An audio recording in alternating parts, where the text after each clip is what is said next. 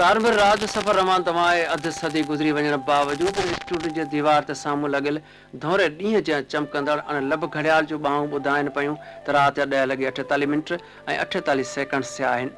असीं ॻाल्हियूं करे रहिया आहियूं अव्हां सां, असीं मुर्कूं विखरे रहिया आहियूं अव्हां जे साम्हूं, पर अव्हां जो ध्यानु आहे किथे को बि न आहे पतो।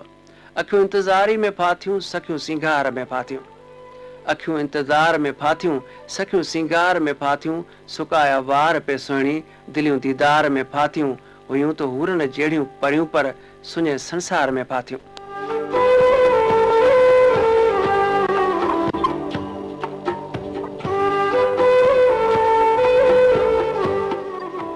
तारनबिर रात पुरां पेश करे रहिया आहियूं रेडियो पाकिस्तान हैदराबाद तां, जंहिंखे हिकु ई वक़्तु पेश कयो पियो वञे। रेडियो पाकिस्तान कराची, खैरपुर FM 101 हैदराबाद, मीडियो वेव लाड़काने, FM 93 कराची, बिडशाह मिठी, dish antenna Karachi, searching, web streaming, internet ऐं कुझु महिरबानी तरफ़ां फेसबुक ते बि।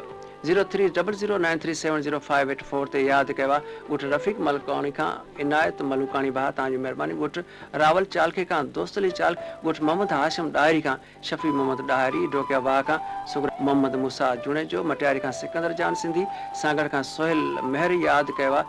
सोहेल मेहर FM जो मशहूरु RJ भाउ, तव्हांजी महिरबानी। चक 5 खां गुलाम मुस्तफ़ा उजण यादि कयो। वावड़ी दोरा खां रमज़ान नोड़ियो, ॻुठ इस्माइल संग्रासी खां नाज़ आशिक़ अली संग्रासी भाउ, तव्हांजी महिरबानी। ॻुठ साहिब खां निज़ामानी खां आमना पंवर यादि कयो आदि, तव्हांजी महिरबानी। तव्हां पहिरियों असांखे यादि कयो। खैरपुर खां अयाज़ अली मेमून यादि कयो। अयाज़ अली मेमून रेडियो पाकिस्तान खैरपुर जे नाले वारो अनाउंसर। ॻुठ मिहार चांडे खां अफ़ज़ल चांडे यादि कयो आहे। ॻुठ राजे निज़ामानी खां मास्तर इस्माइल दर्स। ॻुठ हाजी अहमद खां मोहम्मद उर्स ख़ासकली यादि कयो।